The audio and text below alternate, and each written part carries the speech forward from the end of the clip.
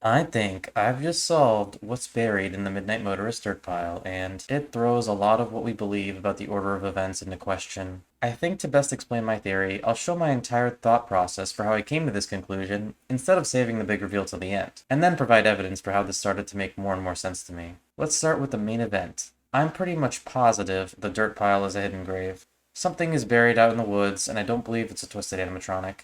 Those haven't been mentioned in any material other than the Silverized trilogy, which we know is a separate continuity. The only person who would hide something they wouldn't want anyone to find out about at this point in the story is William Afton. Generally, killers either hide the bodies of their victims or the murder weapon. I believe this minigame clearly takes place not long following William's murder of Charlie outside of Freddy Fazbear's Pizza.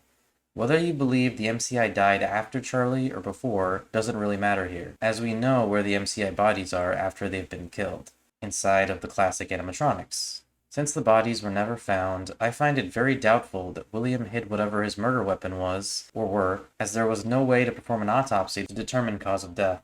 This means none of the MCI kids are buried in the dirt pile. Charlie was abandoned at the scene of the crime as William drove off, so it can't be her body, and we don't see William bury anything in the dirt pile during Midnight Motorist, so it can't be the murder weapon he used on Charlie.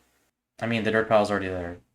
Some people believe it's the crying child, but his death was a public event.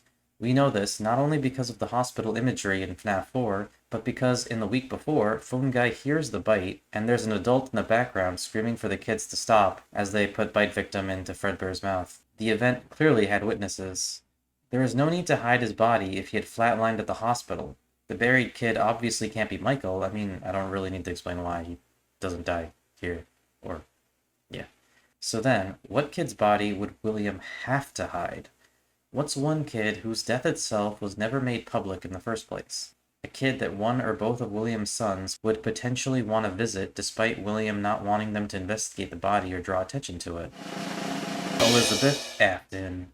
We know that Elizabeth's death was never made public as Circus Baby's Pizza World closing was attributed to gas leaks. We know the real reason. Circus Baby is a fun-time animatronic. Their whole purpose is to scoop kids into their bellies. William can't keep Elizabeth in Baby's belly as she can't perform her child abducting duties, so he had to dispose of her body somewhere that no one would find. An autopsy of Elizabeth's body would pretty quickly determine what killed her, as the interior of the Fun Times was something people knew about, and it was even a source of controversy. There are just certain design choices that were made for these robots that we don't fully understand.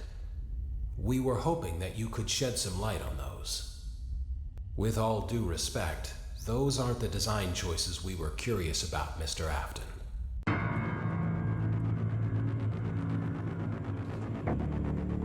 I believe William had to hide Elizabeth, and William thought the runaway, be it Michael or Bite Victim, went to visit her grave.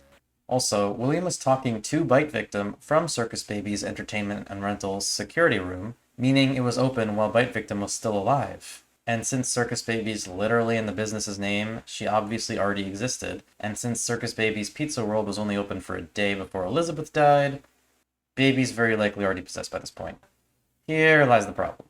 Yes, I'm posing a potential counter-argument against my own theory. The Fun Times were built to extract Remnant, meaning William knows kids can possess animatronics. If Midnight Motorist is the night of Charlie's death, then if my theory is correct, Charlie can't be the first person William witnessed possessing the animatronic. I don't know how or who, but a possessed animatronic would also explain the footprint behind the Afton house. Does this mean Charlie really died after the 5 MCI kids, like the Princess Quest 4 minigame has led some to believe? I don't know. It doesn't necessarily have to be the MCI kids that died before Charlie. It could be that we actually haven't heard about the event that inspired William to experiment with Remnant in any of the games yet. Maybe Secret of the Mimic, or a future game would answer that. Regardless, that's my theory. I think Elizabeth is buried in the dirt pile. I really want to hear what you all think, and to see any discussion this may bring. Cheers!